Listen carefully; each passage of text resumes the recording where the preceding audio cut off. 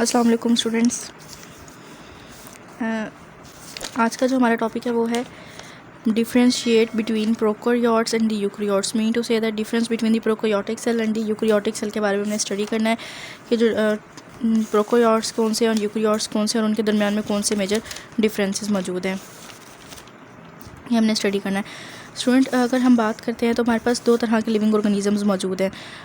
जो अगर हम ऑर्गेनिजम्स की वैरायटी को देखते हैं तो दो तरह के लिविंग ऑर्गेनिज्म मौजूद होते हैं। First is the prokaryotes and the second one is the eukaryotes होते हैं। अब हम इनका देखते हैं डिफरेंस कि इनमें डिफरेंस क्या होता है। अगर हम इनके अंदर डिफरेंस की बात करते हैं तो जो सबसे पहला जो डिफरेंस है वो देखा जाता है इनका अबाउट न्यूक्लियस। इनके न्यूक्लियस के मतलब डिफरेंस देखा जाता है कि जो प्रोकैरियोट्स और जो यूकैरियोट्स हैं उनके अंदर अकॉर्डिंग टू न्यूक्लियस क्या डिफरेंस मौजूद है। अगर हम न्यूक्लियस के मुताबिक देखते हैं तो कहा जाता है कि ऐसे लिविंग ऑर्गेनिजम्स जिनके अंदर वेल डिफाइंड न्यूक्लियस मौजूद नहीं होता वो क्या कहलाते हैं, उनको हम बोलते हैं प्रोकैरियोट्स बोलते हैं। ठीक है, ऐसे ऑर्गेनिजम्स जिनके अंदर वेल डिफाइंड न्यूक्लियस नहीं होगा, mean to say that true nucleus मौजूद नहीं होगा, तो इनको हम क्या बोलते हैं, ये प्रोकैरियोट्स होते हैं। और जो ऐसे ऑर्गेनिजम्स के जो सेल्स होते हैं इनको हम क्या बोलते हैं, ये होते हैं प्रोकैरियोटिक सेल्स। इनको हम प्रोकैरियोटिक सेल्स का नाम देते हैं। फॉर एग्जांपल अगर हम यहाँ लेते हैं बैक्टीरिया की, तो बैक्टीरिया क्या होता है, ये प्रोकैरियोट्स होता है। इसके अंदर जो होता है ट्रू न्यूक्लियस मौजूद नहीं होता। अगर बेसिकली देखा जाए तो प्रोकैरियोट्स जो होते हैं ये टू वर्ड से मिलकर बनता है। प्रो मीन्स होता है before and the karyotic mean होता है कैरियोन। कैरियोन्स का मीन होता है nucleus. Mean to say that ऐसे ऑर्गेनिजम्स यानी कि प्रोकैरियोट्स में ऐसे ऑर्गेनिजम्स इंक्लूड होते हैं जो कि न्यूक्लियस की डिस्कवरी से पहले ही न्यूक्लियस की डिस्कवरी से पहले ही इवॉल्व हो चुके थे, उनके बारे में इजाद हो चुके थे। ठीक है, इंफॉर्मेशन प्रोवाइड कर दी गई थी जो कि विदाउट यानी कि ऐसे ऑर्गेनिजम्स जो कि विदाउट न्यूक्लियस होते हैं, जिनके अंदर विदाउट न्यूक्लियस नहीं होता। सो ऐसे ऑर्गेनिजम्स को क्या कहते हैं, ये प्रोकैरियोट्स कहते हैं। और इनके जो सेल्स होते हैं इनको प्रोकैरियोटिक सेल्स बोला जाता है। नेक्स्ट अगर हम बात करते हैं यूकैरियोट्स की, तो यूकैरियोट्स कौन से होते हैं, ऐसे ऑर्गेनिजम्स या ऐसे एनिमल्स जिनके अंदर एक ट्रू या वेल डिफाइंड न्यूक्लियस मौजूद होता है, तो इनको हम क्या बोलते हैं, ये इनको यूकैरियोट्स कहा जाता है। और जो ऐसे ऑर्गेनिजम्स के जो सेल्स होते हैं इनको हम यूकैरियोटिक सेल्स का नाम देते हैं। अगर हम देखें यूकैरियोट्स, तो यूकैरियोट्स भी दो तरह के टू वर्ड से मिलकर बनता है। यू मीन होता है true and the karyotic mean होता है कैरियोन्स, जिसका मतलब होता है न्यूक्लियस। ठीक, सो ऐसे ऑर्गेनिजम्स जो कि वेल डिफाइंड न्यूक्लियस रखते हैं, अपना ट्रू न्यूक्लियस रखते हैं, तो इनको हम क्या बोलते हैं, यूकैरियोट्स। और उनके सेल्स को यूकैरियोटिक सेल्स बोला जाता है। इसके अंदर हम एग्जाम्पल लेते हैं जैसे कि फंजाई है या एल्जी है। फंजाई और एल्जी जो होते हैं ऐसे ऑर्गेनिजम्स हैं, ऐसे जो है एनिमल्स हैं जिनके अंदर क्या होता है, एक वेल डिफाइंड न्यूक्लियस मौजूद होता है। नेक्स्ट हमने देखनी है कि प्रोकैरियोट्स और जो यूकैरियोट्स हैं उनके दरमियान में नेक्स्ट डिफरेंस कौन सा आता है, वो आता है according to their cell organelles. कि जो सेल ऑर्गेनेलीज हैं उनके मुताबिक हम प्रोकैरियोट्स और यूकैरियोट्स को किस तरह से डिफरेंशिएट कर सकते हैं। देखा यह जाता है कि जो ऑर्गेनेलीज होती हैं ये किसी भी सेल के अंदर कंट्रोल फंक्शन का जो होता है वर्क परफॉर्म कर रही होती है। मीन टू से दैट जितने भी फंक्शंस हैं उन सबको कंट्रोल कर रही होती है। ये एज एन मशीन रिएक्ट करती है जितनी भी ऑर्गेनेलीज होती हैं सेल्स के अंदर। जिस तरह की हम बात करते हैं कि जो यूकैरियोटिक सेल्स होते हैं, यूकैरियोटिक सेल्स के अंदर जितनी भी ऑर्गेनेलीज होती हैं वो क्या होती हैं, सबके सब डबल मेम्ब्रेन बाउंडेड होती हैं, या डबल या सिंगल मेम्ब्रेन बाउंडेड होती है। इनकी वो मेम्ब्रेन बाउंडेड होती है, उनकी गिड मेम्ब्रेन्स होती हैं यूकैरियोटिक सेल्स के अंदर। फॉर एग्जांपल जिस तरह की अगर हम देखते हैं एंडोप्लाज्मिक रेटिकुलम की बात करते हैं, गोल्जी ऑपरेटस है, माइटोकॉन्ड्रियन है, ये सारी ऑर्गेनेलीज हैं जो कि सेल के अंदर सेल के साइटोप्लाज्म के अंदर मौजूद होती हैं। और ये सारी की सारी ऑर्गेनेलीज क्या हैं, ये मेम्ब्रेन बाउंडेड ऑर्गेनेलीज हैं। तो जो यूकैरियोट्स होते हैं, यूकैरियोट्स ऐसे सेल्स होते हैं जो कि मेम्ब्रेन बाउंडेड ऑर्गेनेलीज कंटेन करते हैं। वाइल अगर दूसरी तरफ प्रोकैरियोट्स की तरफ देखा जाए तो जो प्रोकैरियोट्स होते हैं उनके अंदर ऑर्गेनेलीज मौजूद नहीं होती। क्यों? क्योंकि जो प्रोकैरियोट्स होते हैं उनकी मेम्ब्रेन नहीं होती। जो प्रोकैरियोट्स होते हैं वो ऐसी ऑर्गेनेलीज अपने अंदर रखते हैं जिनकी मेम्ब्रेन ना हो, जबकि हमने जितने भी सेल के अंदर ऑर्गेनेलीज देखी उन सबकी मेम्ब्रेन होती हैं एक्सेप्ट राइबोसोम्स। राइबोसोम एक ऐसी ऑर्गेनेली है जिसके अंदर मेम्ब्रेन नहीं होती। सो राइबोसोम जो होती है वो प्रोकैरियोट्स के अंदर भी प्रेजेंट होती है और ये आल्सो इन दी यूकैरियोट्स के अंदर भी प्रेजेंट होती है। राइबोसोम ऐसी ऑर्गेनेली है।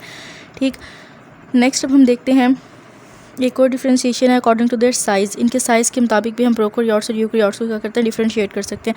अगर हम बात करते हैं यूकैरियोटिक सेल्स की, तो यूकैरियोटिक सेल्स जो होते हैं वो लार्जर होते हैं as compare to prokaryotic cells. कितने टाइम होते हैं? एटलीस्ट 10 टाइम्स लार्जर होते हैं। जो यूकैरियोटिक सेल्स होते हैं वो 10 टाइम्स लार्जर होते हैं फ्रॉम दी प्रोकैरियोटिक सेल्स। अगर हम बात करते हैं राइबोसोम्स की, because ribosomes is the only organelle which is present होता है both in the prokaryotic cells and also in the eukaryotic cells. So अगर हम साइज़ की बात करते हैं राइबोसोम्स की, तो जो यूकैरियोटिक सेल्स होते हैं उनकी जो राइबोसोम्स होता है उसका साइज़ बड़ा होता है, ग्रेटर होता है एज़ कम्पेयर टू प्रोकैरियोट्स। अगर हम साइज़ की बात करते हैं तो जो यूकैरियोटिक सेल्स होते हैं उनके अंदर जो राइबोसोम होता है वो होता है एटलीस्ट 80S का होता है, और प्रोकैरियोटिक सेल्स के अंदर अगर हम राइबोसोम के साइज़ की बात करें तो वो वहाँ पे होता है 70S का होता है। ठीक, ये था एक इसका डिफ्रेंशिएशन थी अकॉर्डिंग टू देयर साइज़ थी जो हमने स्टडी की। नेक्स्ट अब हम स्टडी करते हैं, डिफ्रेंशिएशन देखते हैं प्रोकैरियोट्स एंड यूकैरियोट्स के according to their cell wall, कि इनकी सेल वॉल के अगर हम अकॉर्डिंग टू देखा जाए तो फिर उसके अंदर क्या डिफ्रेंशिएशन मौजूद होती हैं। स्टूडेंट, अब जो सेल वॉल है वो प्लांट सेल्स हों या एनिमल सेल्स हों, अदर यूकैरियोट्स हों या प्रोकैरियोट्स हों, दोनों के अंदर क्या होती है, जो प्रोकैरियोट्स जो सेल वॉल है वो प्रोकैरियोट्स या यूकैरियोट्स में मौजूद होती है, बट एनिमल सेल्स के अंदर अगर हम देखें तो एनिमल्स के अंदर सेल वॉल मौजूद नहीं होती। ठीक, अगर हम इसकी कंपोजिशन की बात करते हैं सेल वॉल की, तो डिफरेंट ऑर्गेनिज्म है, डिफरेंट ऑर्गेनिज्म की कंपोजिशन भी, केमिकल कंपोजिशन भी डिफरेंट होती है। ऑर्गेनिजम्स की क्या ये जो कंपोजिशन है वो सेम नहीं करेगी। फॉर एग्जांपल जिस तरह कि हम बात करते हैं यूकैरियोटिक सेल की, फर्स्ट ऑफ ऑल बात करते हैं यूकैरियोटिक सेल के अंदर अगर हम देखते हैं प्लांट्स की, जो प्लांट्स की सेल वॉल होती है वो किससे मिलकर बनती है, सेलुलोज से मिलकर बनती है। और इसी तरह से अगर हम फंजाई की बात करें तो फंजाई की सेल वॉल जो होती है वो केटाइन से मिलकर बनती है। ये तो बात की हमने यूकैरियोटिक सेल्स की।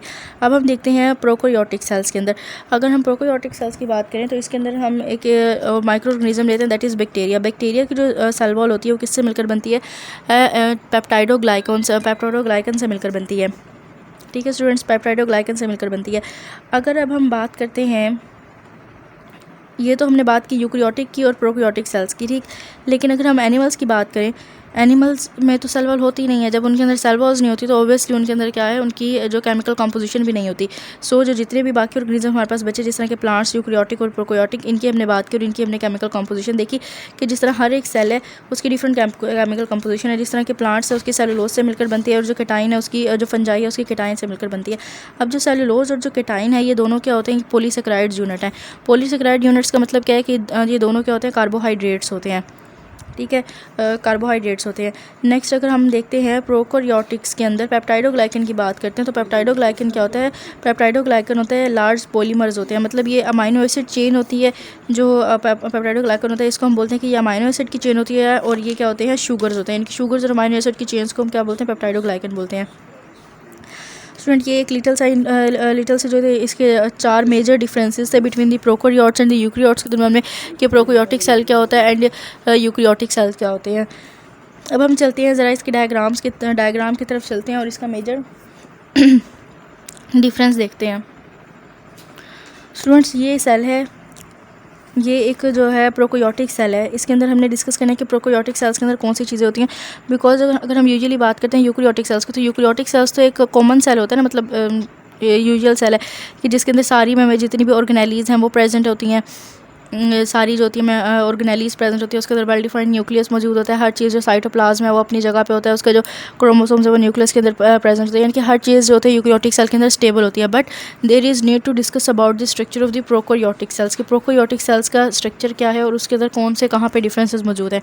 इसके स्ट्रक्चर को हम स्टडी करते हैं। सबसे पहले हमने देखा कि जो यह ब्लू कलर की आपको मेम्ब्रेन नज़र आ रही है, this is the cell membrane. ये क्या कहलाती है, ये सेल मेम्ब्रेन होती है। और सेल मेम्ब्रेन से आउटर साइड के ऊपर क्या मौजूद होती है, सेल वॉल।